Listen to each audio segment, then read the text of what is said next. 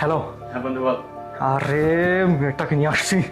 কাজের কাজ করছিস যেখানে ভাবে একটা ব্যবস্থা করে। শোন আগের মেয়েটাকে কি করছিস?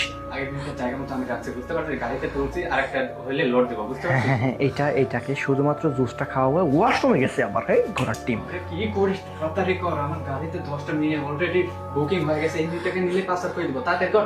হ্যাঁ ঠিক আছে, একটু দাঁড়া, জুসটা শুধু খেলেই হয়। শোন, জিনিসটা ভালো আছে, ওর সাথে আমি সময় কাটাবো আগে, তারপর পাচার।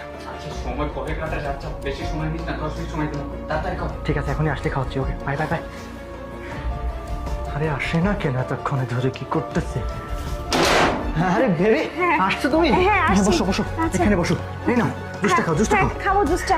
বলতেছি কি, আমার পেটের মধ্যে কেমন যেন খালি বাবা আরে মোচড় তোর মারে কোনো সমস্যা নেই, জুসটা খাও। আচ্ছা খাবো, ঠিক আছে। পেটের মধ্যে খালি মোচড়াচ্ছে, কেমন যেন লাগতেছে।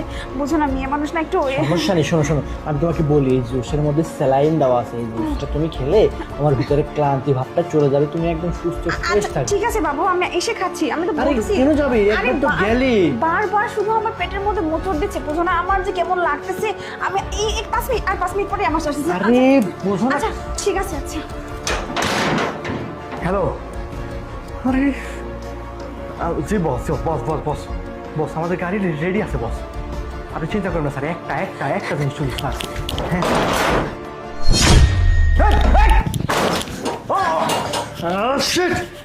মিষ্টি, কিন্তু ও পালিয়ে গেল।